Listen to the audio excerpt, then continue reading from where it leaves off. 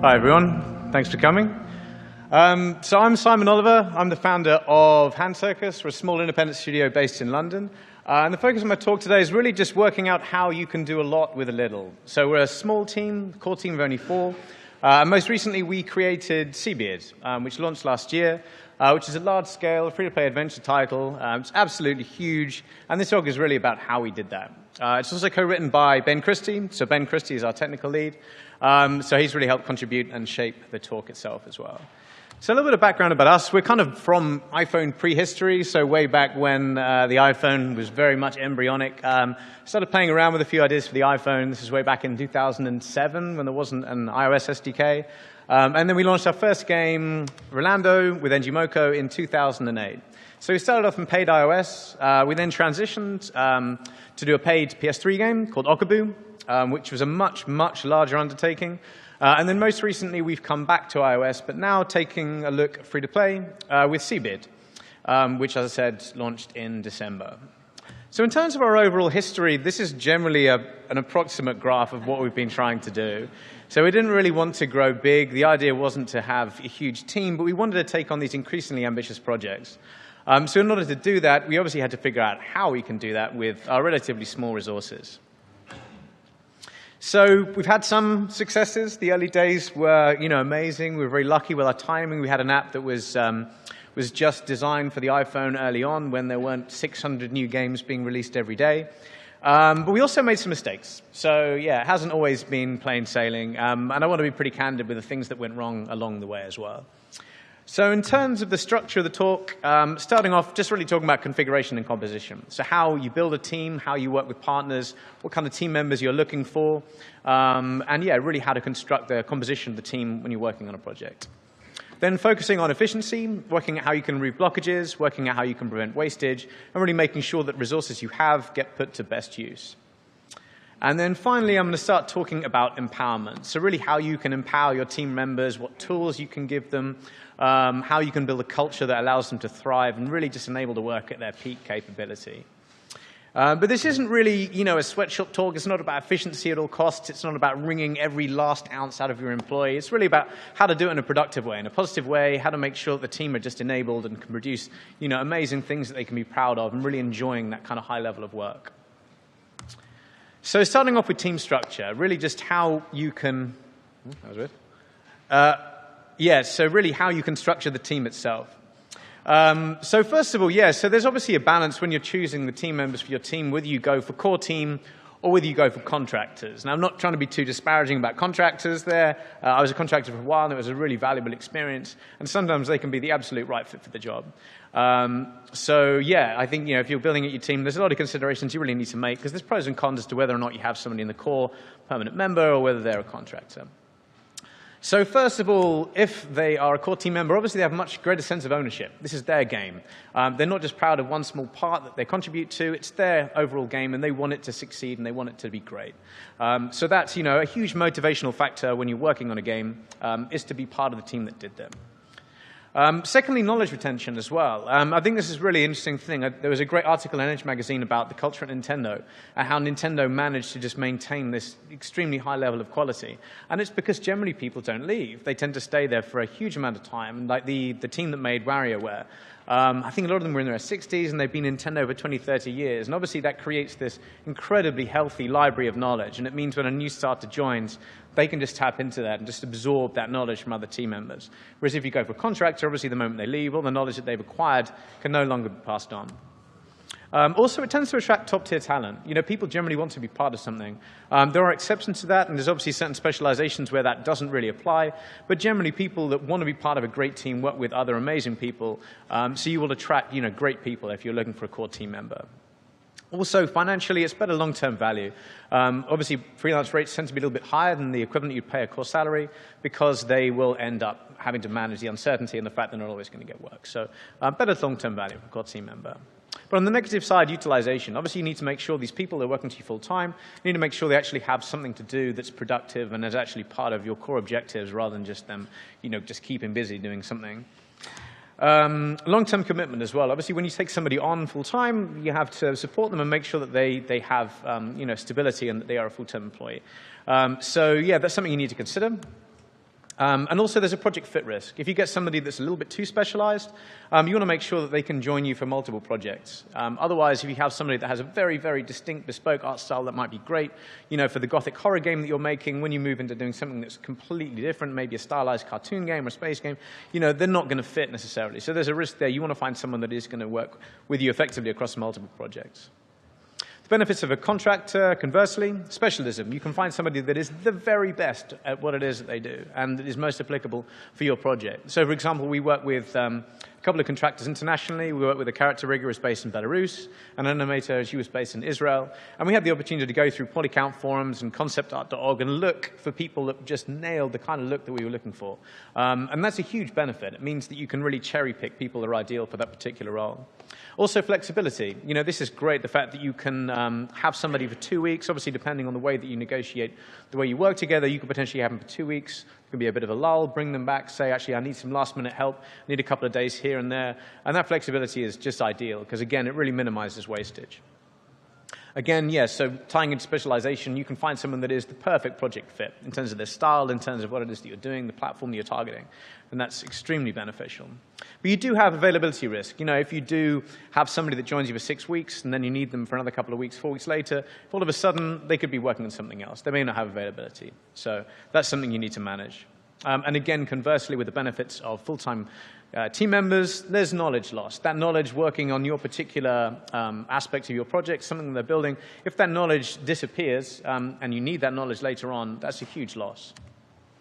And they're obviously more expensive as well. So yeah, that's something to take into consideration. But there are other opportunities. This is my favorite piece of cosplay ever. This is somebody going as every Johnny Depp.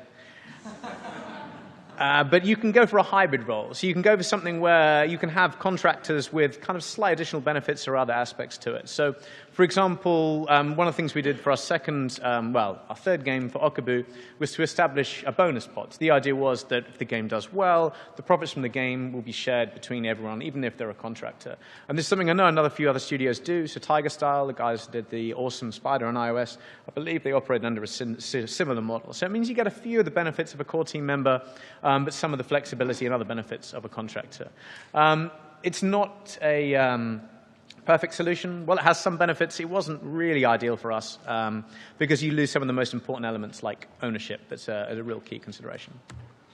But, there's other different industries that work in other ways as well. So, for example, the way that the film model works, it's not too dissimilar to the way that we work, is have a core team that works across multiple projects. So this would be maybe a director, the guy that owns a production company, you might have a producer, somebody that works across all the projects themselves. And then when you go into pre-production, you bring on specialists. You bring on perhaps a production designer, cinematographer, people that are right for this particular project. And then when you move into full production, you expand, you bring on contractors, you bring on actors, everyone that really composes the full team. And this is, I think, something quite similar to the way we work and we find pretty well ourselves. So the questions to ask yourself, first of all, do you have enough work for a full-time role? Is this something that you really need over the full length of the project, or would it be better to suit it to somebody just to come in and work for a couple of months? Secondly, should the knowledge acquired be retained in-house? Is this vital knowledge? Is this core to your business? Is this something you need to retain for future projects and in order to maintain the project itself? Also, is this role only required in this project? It might be that you're making an audio game, and then after that, you've got no intention to ever do a music-based game again, in which case it makes no sense to hire somebody that's a music specialist for this particular game. Would a specialist of the perfect fit be better than a generalist in this case? So, yeah, would it be better to find somebody that is just doing the most beautiful Gothic art rather than hire somebody that's, pretty good at that, but, isn't really ideal? So for us, this is the way that Rolando 1 and 2 are structured, give or take. So I was the only permanent team member. Miko was brought as a contractor but incentivized, so he had bonuses related to the performance of the game. And the musician we worked with, don't know if any of you guys are fans of Ninja Tune, we worked with Mr. Scruff and basically just had the opportunity to go and cherry pick favorite Mr. Scruff tracks, which was amazing. And NG Moko also helped facilitate bringing in a contract programmer that really helped taking my terrible code and turning it into something that actually worked on the device. And this excludes some of the roles in NG Moko. Obviously, as the publisher, they had a number of other team members that worked on the project and really helped assist in launching the game and making it a commercial success. So this is the structure for Okabu. So this is the one that we self-published. So I was, again, the only permanent team member, but all of the others had hybrid roles. So again, incentivized by a share of the profits. This game was a disaster. It was It just went very, very badly wrong. I was trying to take on too much myself, so taking on the responsibilities of actually publishing as well as directing the game. I had too much going on in terms of the roles that I was trying to take on. And also, with the exception of the level designer, he was the only one that was working 5 days a week. So the others were split between other elements of work. So again, it really kind of dissolved any sense of ownership and made it far, far worse. So don't have a team structure like this ever. This is just like a complete nightmare. So yeah, that really wasn't as successful. But now we've learned from that and now really restructured things quite differently for Seabeard. So we have 4 core team members, myself, 3D artist, our art director, Miko, and our tech lead, Ben. And so they've all been brought on as permanent team members. And that's really helped build up a much stronger sense of ownership. We also have a number of specialist roles. Some were maybe for a few weeks, some were for 3 months. And I think probably the longest there was a level designer, island designer. And he joined us for about 6 months. But yeah, so this really just allowed us to have that flexibility while also keeping the core team compact and really focused on what they needed to do. So we had no hybrid roles in this particular case. But tying into that role blending, I think this is something that anybody working on a small project is aware of this. You end up having people that do multiple different roles, sometimes too many different roles. But I love this idea of, it's a coin termed by a guy that worked for an agency called IDEO. I did a little bit of freelancing for IDEO in London, and really I was really impressed with the way the company has run, the corporate culture of the studio. And this guy, Tim Brown, coined this idea of a T-shaped team member. So the idea is that they are amazing at one thing. They're a specialist in one particular area, but they have an appetite for cross-disciplinary work. So they like working with other people in the team. So I'm just going to read you a little quote from Tim Brown here. T-shaped people have 2 kinds of characteristics, hence the use of the letter T to describe them. The vertical stroke of the T is depth of skill that allows them to contribute to the creative process. That can be from any number of different fields. The horizontal stroke of the T is disposition for collaboration across disciplines. It is composed of 2 things. First, empathy. It's important because it allows people to imagine the problem from another perspective, to stand in somebody else's shoes. Second, they tend to get very enthusiastic about other people's disciplines, to the point they may actually start to practice them. T-shaped people have both depth and breadth in their skills. So again, this is awesome. This is just the kind of person that you want to have on your team, somebody that is passionate about the other things that people are doing. They're curious about them and really wants to delve in to collaborate with other people on your team. This doesn't mean jack of all trades. So this doesn't mean somebody that's like not that great at a whole bunch of things. It means people that are awesome at 1 or 2 things, or maybe even 3 things, but they have this passion and this enthusiasm for the other disciplines that make up the team itself.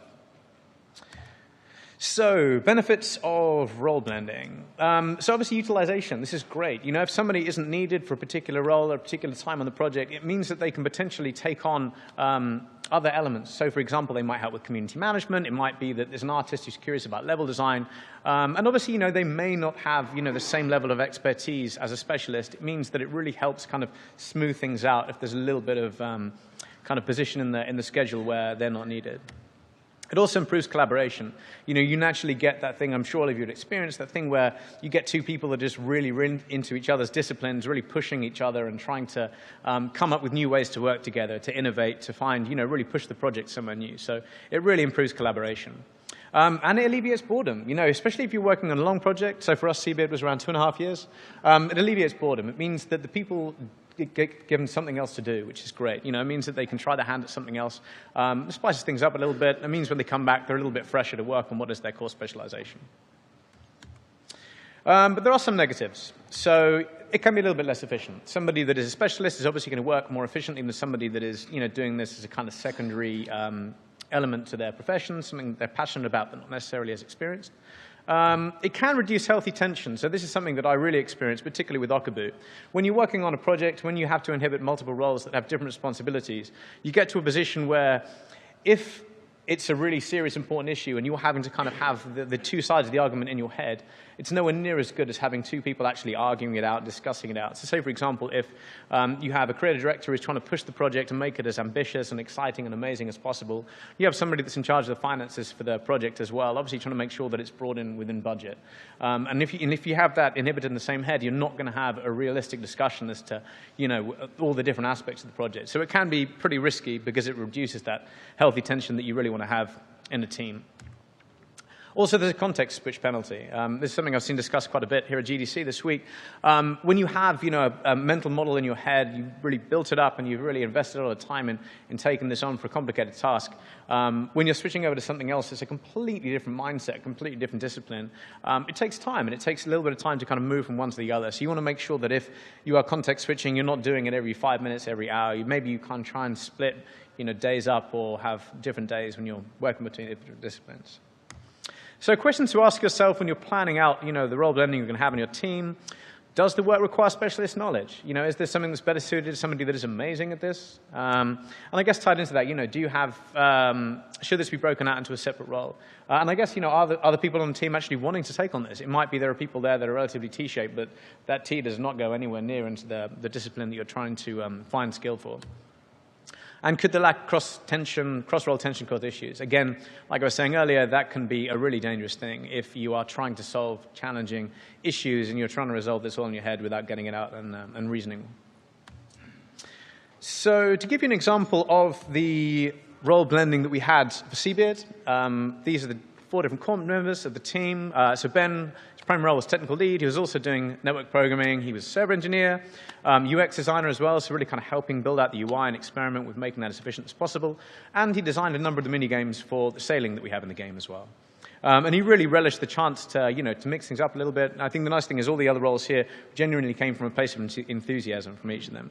So Hai, our 3D artist, also started doing level design. So we had a contractor that was doing the level design for the islands in the game. He was with us for about 6 months, and then we had a gap as we were moving towards the end of production. We needed to rework a few island designs, and Hai jumped in and was a natural. He called it like playing Minecraft. Really enjoyed just the challenge of using the level design tools to experiment and create art in a different way. So Miko, our art director, also did all the concept art for the game, the UI design for the game, as well as handling a lot of the marketing materials as a graphic artist as well. And myself, as game director, I was also in charge of running the business, a kind of business administration.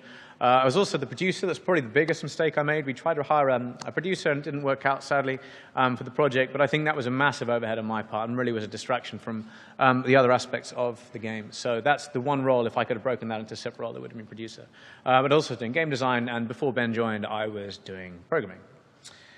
Another part of that, partners. So, certainly in most cases for all of our projects, we've had partners, and they come in many different shapes and sizes. So when you're choosing whether or not you're going to partner with somebody, there's a number of different factors in this, and a number of different types of partners. So it really depends on your project, your team, and what it is you're looking to get out of a project. So, motivation for partnering. Obviously, money is probably one of the biggest ones in most cases. So that can be money for development, although obviously, if you're working on a free-to-play game, it also includes money for marketing and UA. I mean, generally includes money for marketing anyway.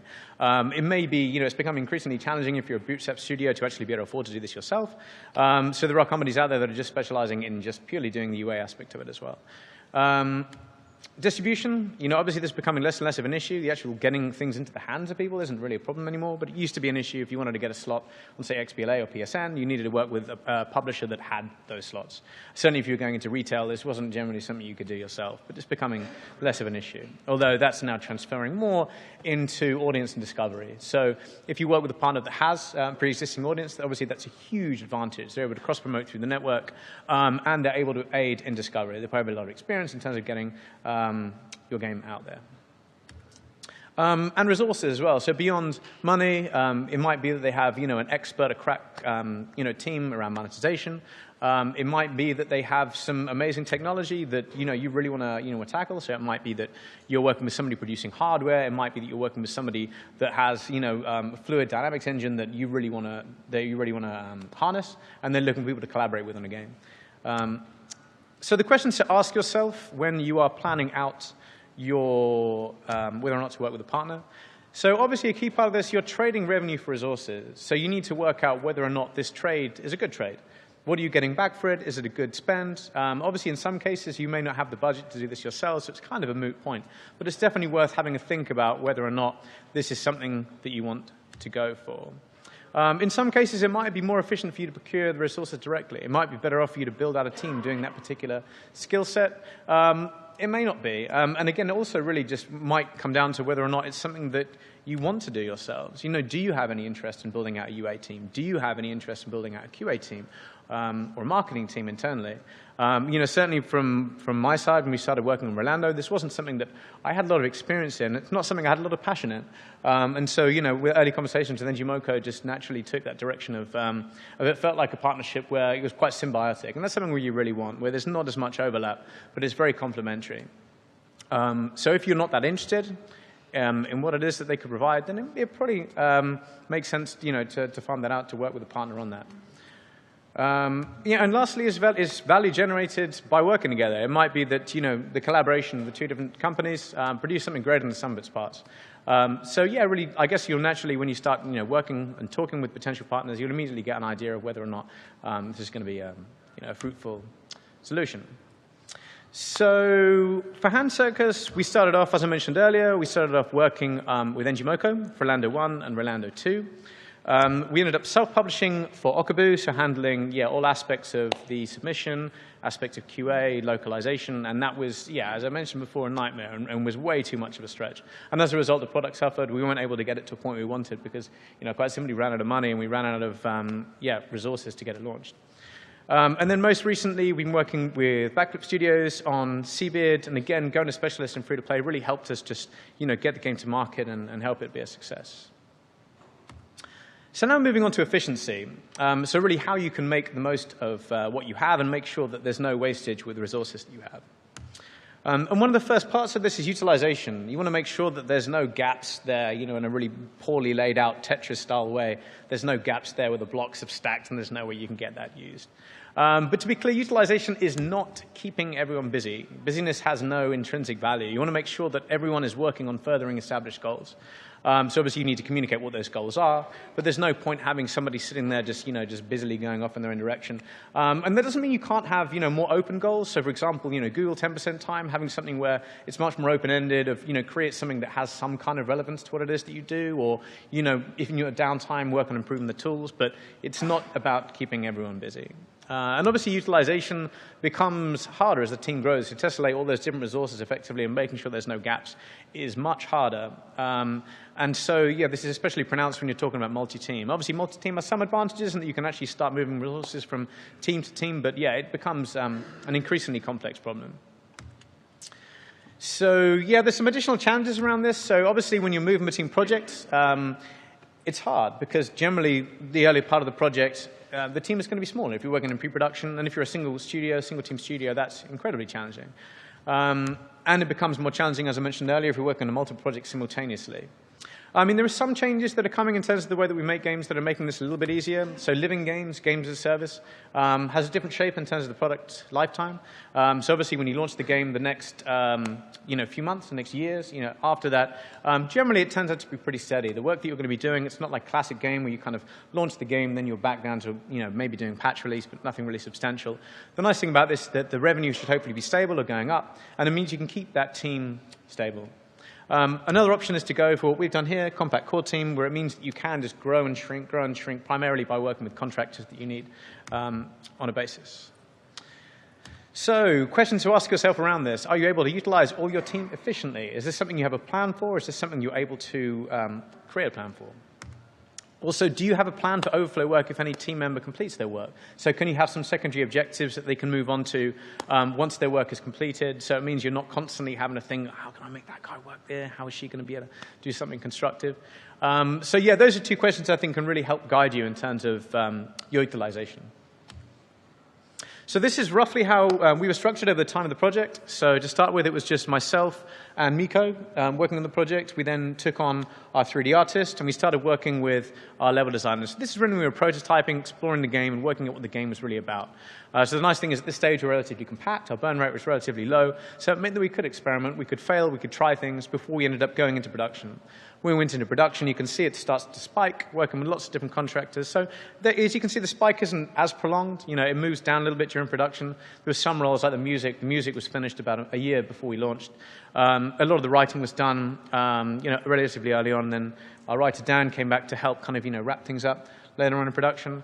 But again, the benefits of working with freelancers allowed us to just have that kind of spike and then back down again. And now we're in the post-launch phase where, again, it's essentially just the core team maintaining the game, pushing out updates, pushing out new content.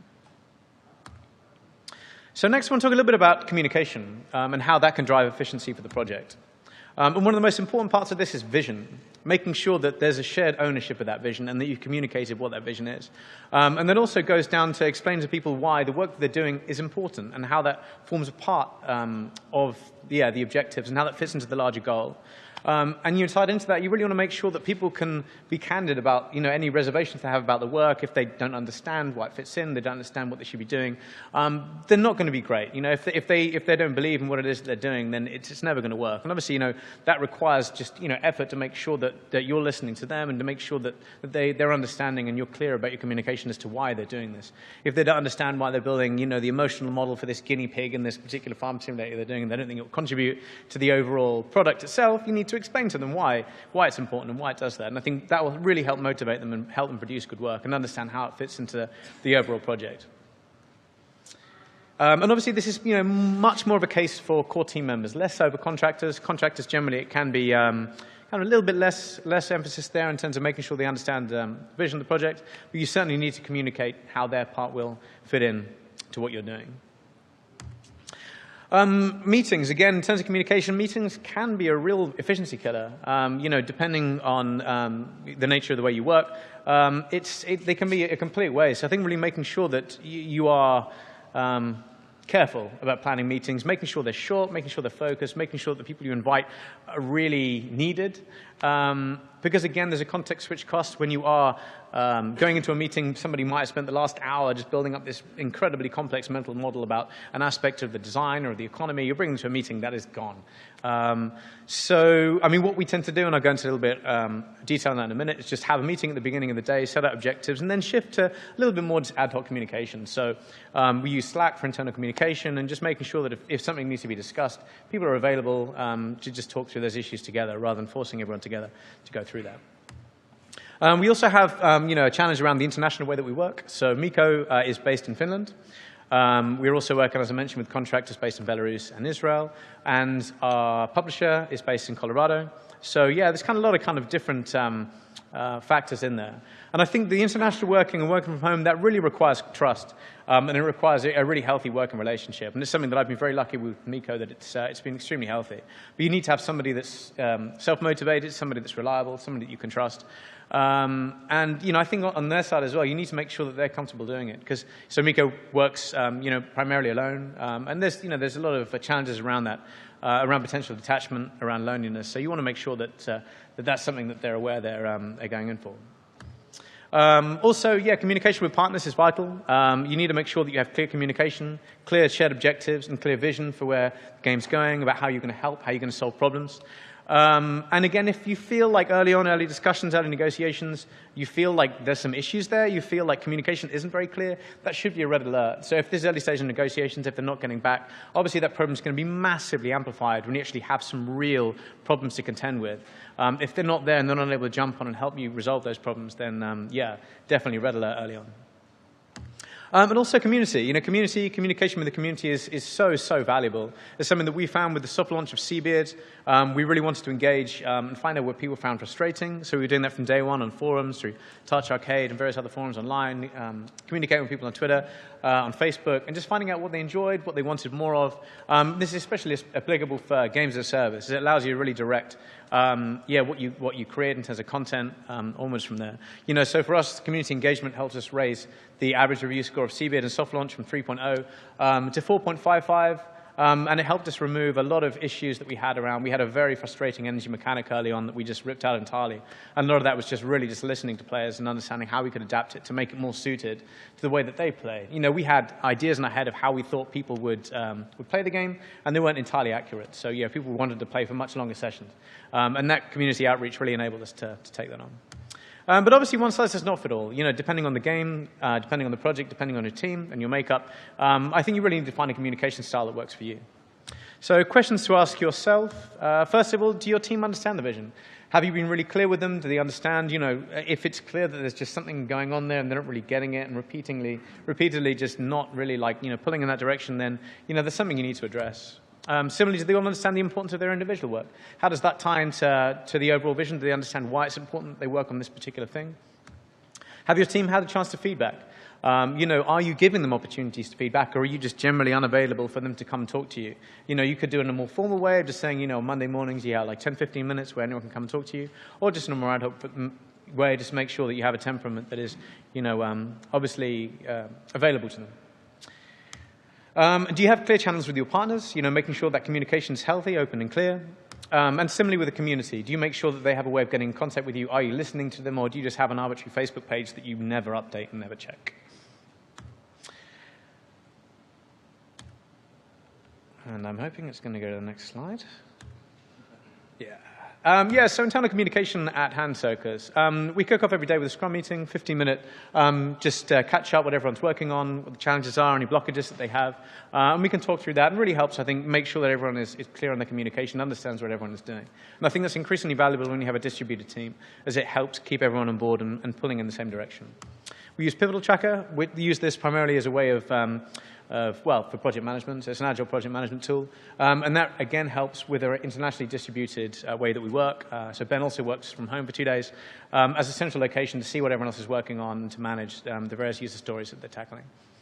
We also use Slack, like I think pretty much everyone now, for internal communication, and that has been extremely good for us. Just great, again, to collaborate on a regular basis, show concept art, show work in progress, show videos, which you can't do if you're not located in the same location. Google Docs, we use Fogbugs for tracking QA, and all of this is supplemented with trips. So we make sure that Miko comes over semi-regularly. Anytime we're beginning a new phase of work, or anytime that we are tackling maybe a major problem or shifting, or something where it really requires his presence, and that kind of helps to top it up, so it's not complete remote working all the time. So, next I want to move on to risk management. So this is, again, is a key part of making sure that you don't have any wastage, or at least you have minimal wastage. You really want to make sure if you're creating something that's innovative, you're making something new, there is going to be wasted. Some of those amazing ideas in your head, when you put them down, when you try them out, they're not going to work. So you want to make sure, there's a classic Silicon Valley saying of fail early, fail often, and it's definitely true in games. If you're doing something innovative, you don't want to get to the point where you're in the game and you're like, this game is terrible. We need to rip out this feature, and all those beautiful production level assets you've created are completely wasted. So catching that early is very, very important. So risk mitigation, pre-production, and the early phase of the game, for me, it's all about prototypes. It's about trying things out, seeing if they work, and find out if that idea in your head is a great idea after all. So it doesn't need to be a digital prototype. It doesn't need to be a playable prototype. You can do it with paper. It can be maybe a couple of days of work, maybe a game jam to have a look around different ideas that you might have in the game. Prototypes are awesome. We've been using them extensively for all the games that we've developed. And it really, again, just helps crystallize ideas as well as leading to additional ideas. One prototype might be a complete failure. It might not work at all, but that'll lead on something else. And just playing with that and having something you can kind of tinker with and tweak just gives you the opportunity to lead on to new things. So when you're in production, user testing. User testing is hugely valuable. Encourage people to just tear it apart. Get them to sit down to play it and be candid. Don't be sensitive. Don't just sit there and tell them, you've got to be doing this, or you should be doing this. The whole point of this is to see where their frustrations are. So we work with an amazing company called Player Research. They're based out in Brighton, in the UK. And they did the whole 1 day of testing behind a mirrored wall where you just get to see completely unfiltered frustrations of the player playing through it. At the end, we got a report, and we pushed almost all those findings into the game. That was hugely valuable for us to really see early on, catch things early on. I think it was about a year before we launched where those frustrations are. And then pre-launch, soft launch, analytics, community engagement. This is incredibly valuable, as I said again before, just making sure that before you launch, things are kind of ticking along nicely, they're working well, and that you can fix the kind of big problems that you have, which you most likely will have if you're doing something new. So that's, incredibly valuable. So questions to ask yourself around this. What are the biggest areas of uncertainty? Is there anything in the project you're looking at and you're like, I really just have no idea? how that's going to work, or we've got this technical solution and we think that we can have this way that it's going to work and scale in terms of connection to the database. If you have any questions or any areas you're just really not sure about, this is what you should be prototyping, doing technical spikes on, and really prioritizing that above all the other work. Because if you don't resolve those issues earlier on, obviously you're going to go down a route of you're producing production assets, producing things that may not make it into the final game. And then, yeah, taking a look at what will be, at what point will the project be ready for user testing? So the guys from Play Research, they're always saying just get in as early as possible. They will test on paper, they will test very, very early prototypes. I think there's less value taking it to user testing when you are like 2 months away, because there's not that much that you can change. I mean, there's still some stuff, but yeah, you want to get in as early as possible. And then lastly, how long do you need to validate the game in beta soft launch? So again, the more new, the more innovative, the less you can reference other games, the longer you need that soft launch to be. So have a think about that and plan accordingly to make sure that you have a soft launch that suits the title. So for us at HandCircus, as I mentioned before, it's all been about prototypes in pre-production. So the early versions of Seabeard were absolutely bizarre and bear almost no resemblance. They're actually a little bit further on than the game is now. The first prototype was a game where you paint paths to lead goats around an environment, and then the goats stack on top of each other. And then we're working on this other prototype that was about stealing from your friends and pickpocketing them. And the two just kind of naturally evolved and just became this other game and this other prototype itself. So yeah, for us, it's not just a way of mitigating risk, it's also a source of inspiration. So that's been, yeah, a huge win for us. As I mentioned before, user testing and player research, very, very valuable. Just sitting down and watching people's frustrations just provides so much information, so much guidance. As you know, if a handful of 7 people see it, by the time you're talking about millions of users, that problem is massively amplified. So catch it early and fix it early. And then we use Localytics for our analytics package, and that's been great for us just to really dig in and understand where pinch points are in terms of the funnel, where people are dropping out of the game, and again, what people are spending money on. There's a certain amount of information that you can get from engaging with the community, but that needs to be complemented with hard analytics. So one of the things that we found after global launch is how little people were spending on cosmetic items. So we assumed we could have a little bit of like an Animal Crossing vibe to some extent in our game, and we thought that customization was going to be huge.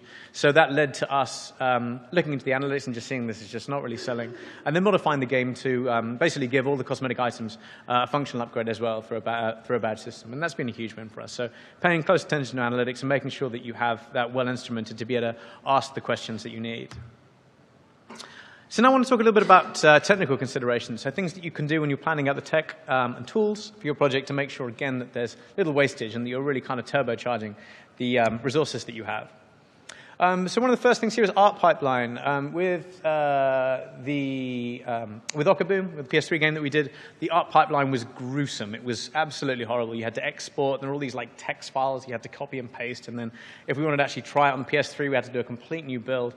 So it meant the iteration time was really, really long. And I think great work usually results from being able to experiment and tinker and have fast iteration.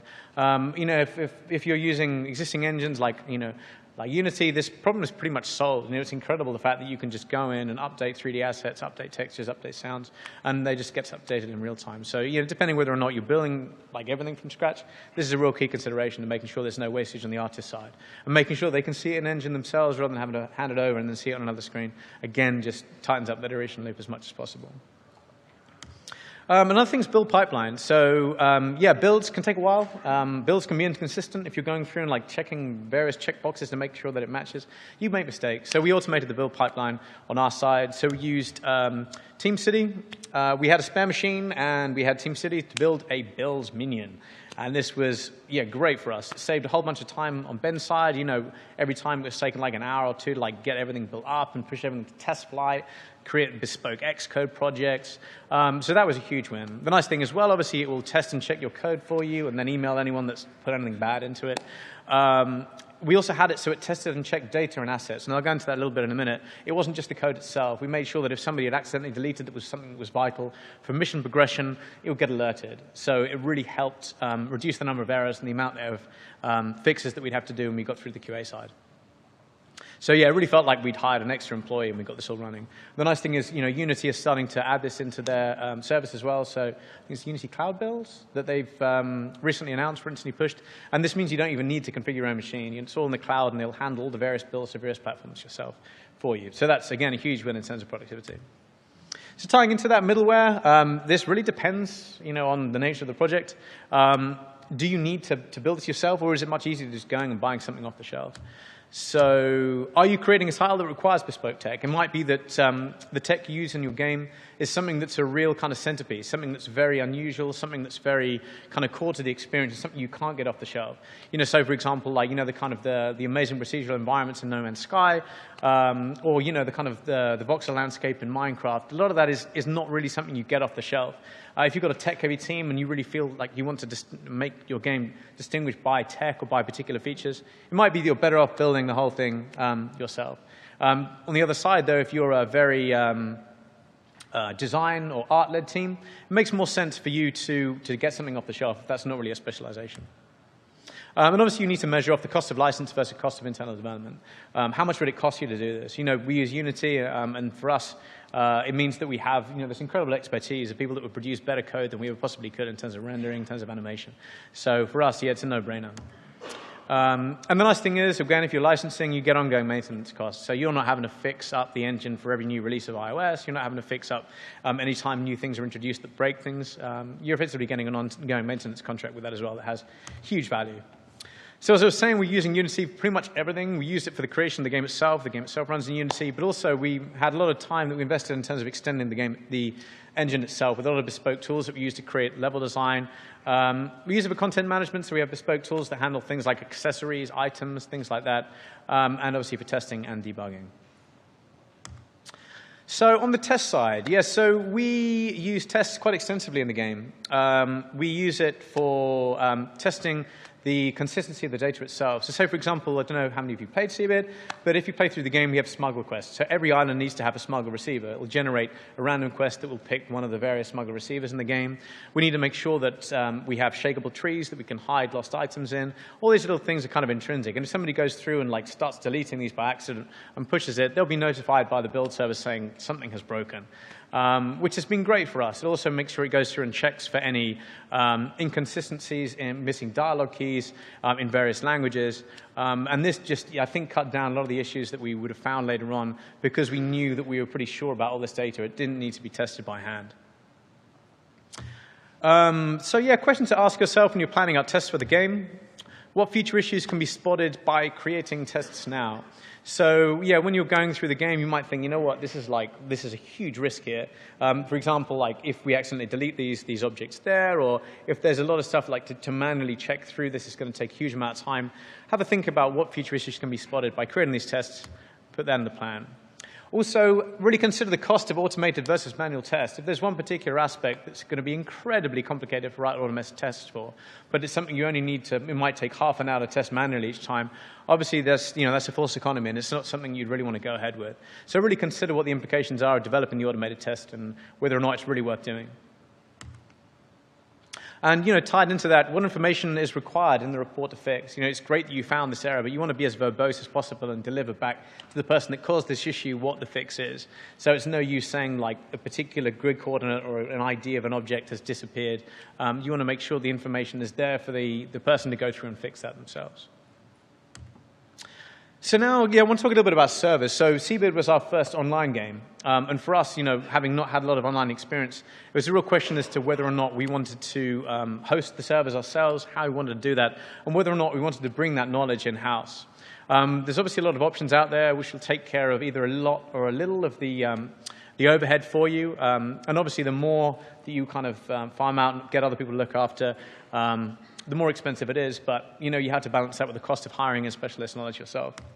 So the questions you want to ask yourself when you're planning out your server solution, if you're doing a server-based game, are there any advantages in managing the server yourself? It might be that you actually need to host the servers yourself for various data compliance rules or for privacy, but in most cases, it's probably unlikely.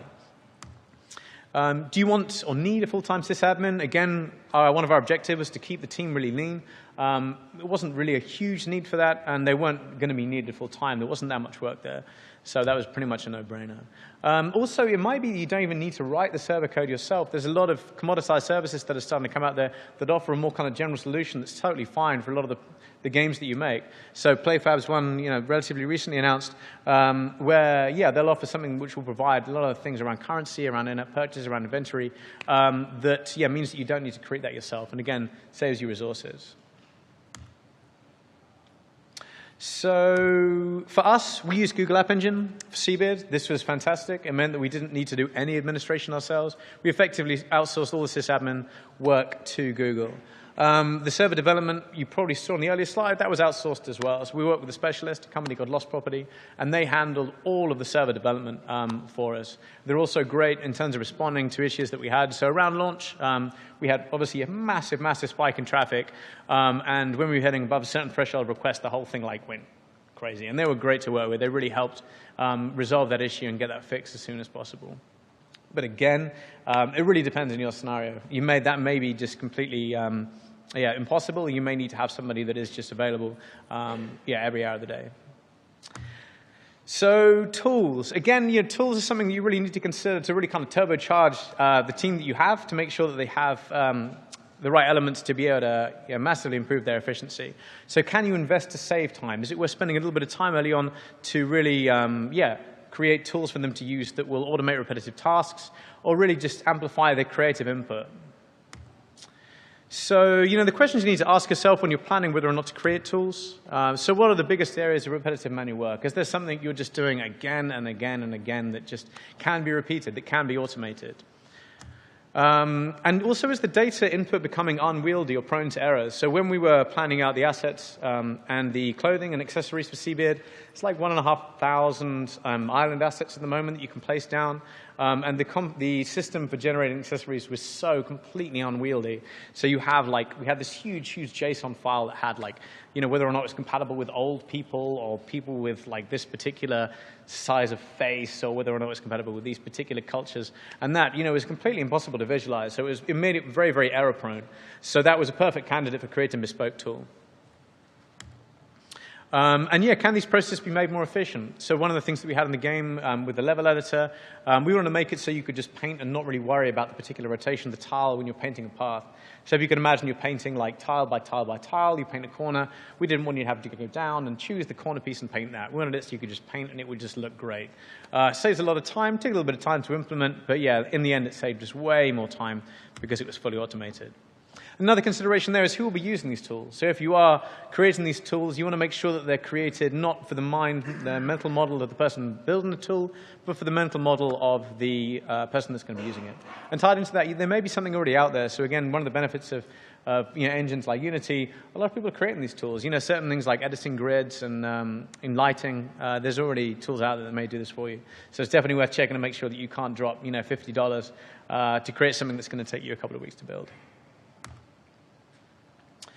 So in terms of our own internal tools, we had a bespoke level editor. So this is something that we built on top of Unity that allowed us to create just the environment. So internally, the game is basically a 2D game. The representation is 3D. But there is a ton of complexity to the dialogue itself. So the dialogue is branching. We have procedural elements, templating, and all this needs to be tied to progress events in the game. So we wrote a bespoke editor to take care of that complexity. Again, there's no way that we could have done this using just flat text files. We also use a CMap editor, so we create something to create the ocean, to create the sea hexes, to create the sea paths, and edit the sea paths from A to B. And we had a content management system that we used to edit things like items, like island assets that, again, grew out from ththese unwieldy JSON files that we had early on. So here you can see the level editor that we created. And on the right, you can see that's how we structured the dialogue.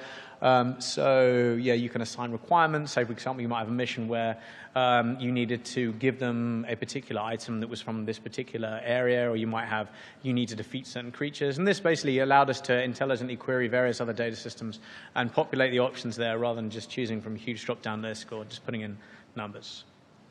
And this is our C editor. So this is how we created the islands and the paths between them. So the sailing minigames use these paths. And again, that allowed us to be a little bit more creative rather than just tapping in random numbers. And this is the content management system that we created for editing items. So this is online in this case rather than Unity, and this is one of the only online tools that we had. And then Unity had when we built the project, it would just pull down all the various data from the databases online. So another component, obviously a hugely important part of the process is working with QA. We were very fortunate working with Backflip's QA department. They were awesome, really helped us get through a very complex project and produce something that was enormously stable.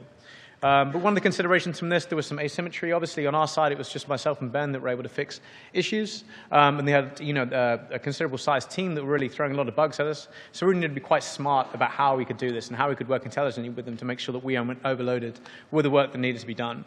So one of the things that we did, and I highly, highly recommend using this if you, I know I'm talking about Unity a lot, but I know it's pretty prevalent. We use something there that's available in the asset store called Touch Console Pro. And this allowed us to provide a ton of tools internally for them to use. So, for example, incrementing currency, setting certain objectives being complete. If there's a task that needed to be done 25 times, it meant they didn't have to go through 25 times. You can just bind specific commands to there, and it runs really nicely on device. It also meant that if the game crashed, could email the log along with their saved data file over to us, and it meant that that process was super smooth and super transparent. So yeah, that was highly recommended. Another thing that was an interesting kind of problem, well, not problem, but due to the circumstances we were working, they were in different time zone to us, so generally it actually worked out quite well. That by the end of the day, when we were working, we would send over a new build, just as they were waking up, that addressed all the issues from the previous day. And similarly, when we came in the morning, then we would have a whole load of new bugs to work on. So it actually ended up working out quite well. So lastly, I want to talk a little bit about empowerment, about how you can kind of create an environment for your team to really thrive. And tied into that, really talking about culture. So once you found those awesome team members, building culture is really about creating an environment to thrive. It's a little like building a zoo enclosure for a given creature, and so it really will be a lot like, just really considering, what they need and how they need to be supported. So, an enclosure for a llama is going to be very different to a meerkat. It's going to be different to a red panda. So it will depend on your team and what your objective is and how you want to run the business. So I want to give 3 examples of different companies that have created quite an empowering culture, quite different culture, and I think are really interesting as a touch point, and certainly for worth taking a look at. The first one is Netflix. So there's a great presentation given by Reed Hastings, CEO of Netflix, called High Performance Culture. And again, that's the URL there where you can take a look at it. And he talks about creating a culture of creativity and self-discipline, freedom and responsibility, to attract the type of person that picks up trash lying on the floor, rather than just leaving it there. And so he talks about the fact that, a great workplace is stunning colleagues. It's not about, benefits and free lunches and micro scooters and whatnot. It's really, people want to go and be great at what they do, and create an environment that encourages that is important. It's essentially about hiring high-performance, self-disciplined people and keeping process and rules light. So he talks about, rather than really over-engineering process and having something that specifies every element of the rules, generally it's about hiring people that are able to kind of interpret a relatively right set of rules appropriately and intelligently. So, for example, they have no policy for vacation or tracking of vacation. The idea is that if you want to take a vacation, just make sure that you do it responsibly and, achieve the things that you need to do within that. Don't let that disrupt that. Or they have a gift policy, which is just act in Netflix's best interests. They don't just specify any more than that. And, the right person will just interpret that appropriately. And I think that's really interesting. And I think, so he was saying it's one of the things that allow them to grow quite efficiently is, obviously when businesses tend to grow, the process has to scale with that, and sometimes that can become quite unwieldy. And by keeping process relatively light and hiring people that fit into that and quite self-responsible, it works out very well for them. Another one is Unity. So this is an interesting presentation by Aras, who is Unity's kind of head graphics guy. And he talks about lightweight chaos. So in his example, he uses a similar discussion of saying that processes are for managing, complex processes are for managing mediocre people. And if you want to hire really great people, you don't want to force a huge amount of process upon them. So they've got a highly distributed team, 17 offices, 21 person places. And he's saying that a lot of them are very allergic to process. They don't like to feel too constrained by them. But they're very responsible. And so putting an emphasis on trust and responsibility just allows them to work really well the way that they want to, but still deliver great results, and without taking a lot of resources on creating, a really complicated process. And lastly, Pixar. So this is a fantastic book by Ed Catmull, president of Pixar. And he spent the last 10 years with this as his primary focus, just trying to understand how you can build a workplace that allows people to really thrive and feel good about the way that they work. It allows candor and constant reevaluation of the work that's being done and the way that you work, and an emphasis on equality and balance of teams and departments as well. So you really don't, he says in there, sometimes you might have a company where there's like the rock star department, say, for example, if you're If you've got a game studio and the people that are rock stars, like say the game designers or the artists, and you might have people in QA that are treated like second-class citizens, and making sure that that's bullshit. You really want to make sure that if you launch a game and the game is full of bugs, then that's completely ridiculous. You want to make sure that respect is there across all boundaries and everyone is treated equally, and that way you're all pulling together the same goal. And I think that's really interesting, very applicable to working in games as well.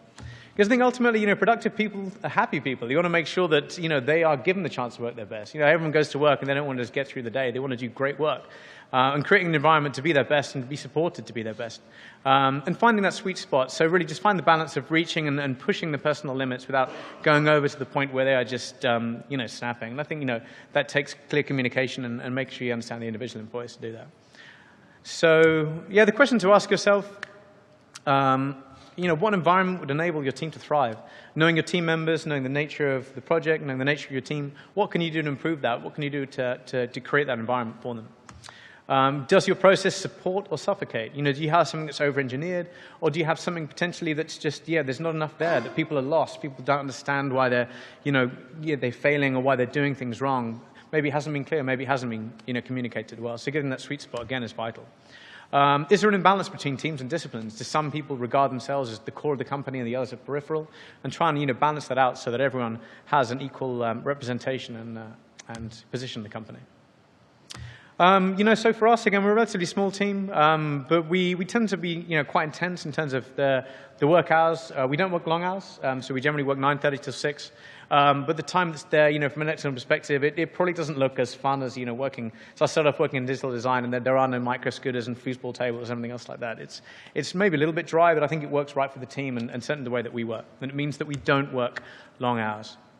The hours are flexible. Location's flexible. I was saying, Miko works from another location. Ben has a small child, so he works from home 2 days a week. And that's worked great for us. It means that he has the flexibility to work that he wants to. And it means that we can hire people that do need and work better within those that level of flexibility. And we really don't have overtime or crunch. Occasionally, we may work a little bit later in the evening. Occasionally, work at weekends, but that's extremely, extremely rare. And I think that's a key part of it, to make sure that, that to see overtime and crunch as a failure, certainly on my part, if I haven't planned the project out properly or we haven't put those plans in place, then we want to make sure that we minimize that. And an emphasis on trust, responsibility, and shared problem solving. Again, so problems aren't just one individual's. Everything that we can do to make sure that we share those problems is a key part of the way that we work. So, in conclusion, you can get a lot done with a small amount of resources. I know there's been a lot of different topics covered here, but if you can build the right team, make sure they're aligned and have clear goals, give them what they need to do their best, get rid of any inefficiencies, hopefully they can make amazing things. So I've covered a lot of different subjects here, but I'm happy to take any questions that you might have. I think we've got about 4 minutes. 4 minutes left, so thanks.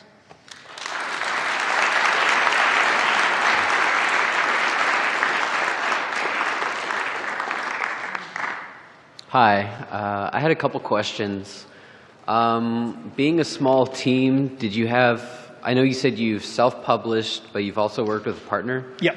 In both instances, how did you kind of build a community, like try and get people excited about the game that you're working on? So I think in both cases we announced quite early. And we didn't do a great job with Okabu, again, because we were a little bit stretched for resources, but certainly for the other games that we released, Rolando 1 and 2, and Okabu, we announced way before the game came out. So I think you can start just really cultivating interest and making sure that people are aware of it, going to events like this. So GDC was instrumental for announcing both those games, and just basically keep trickling that information over so it's always in the awareness of players. Great. The other question I had was, you talked about prototyping and maybe a small game jam or whatever. How much time did you spend on that before you determined, okay, this is something that we're going to move forward with? And you said you had successes and failures. How much time did you actually spend on that process? So I think for Rolando, it's probably around 3-4 months of prototyping until we actually had the feature set just absolutely down. At that stage, it was just me, so that was before I started working with Miko. And obviously at that stage, it means, you can take a lot longer to get things right. And I think that is a core part about that. If you're trying something new, to make sure you have that kind of run-off time to make sure that you're not just forced into making something that isn't quite right.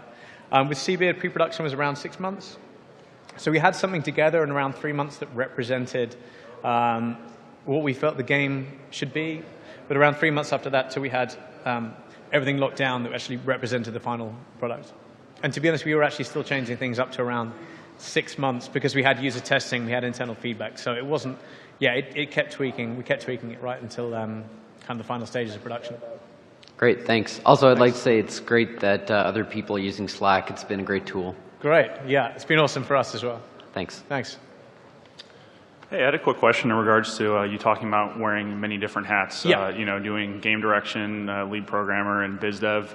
As all those departments would, throughout the course of a project, kind of have to give and take, and there would be scope creep or stuff that you guys are going to have to sacrifice in order to ship the game. Yeah. Just curious how you handled those types of situations, or the advantages and disadvantages to doing that all kind of yourself, and if you involved anybody else with it. Yeah, I think it's important to try and, wherever possible, isolate the ones will have that natural tension and do whatever you can to extract that. And I mean, I generally find the best thing is just writing the arguments for and against down if it is a role that has that natural tension.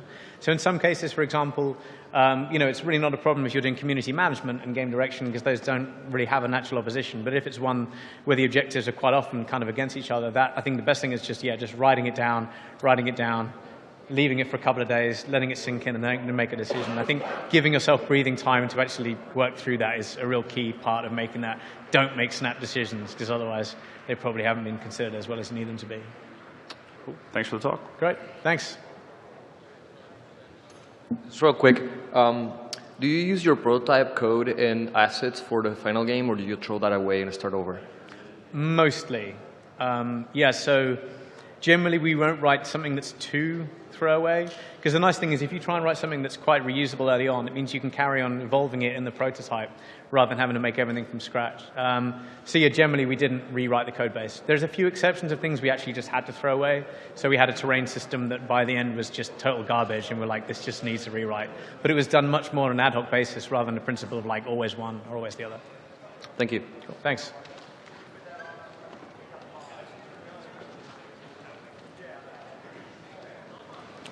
Cool. Cheers.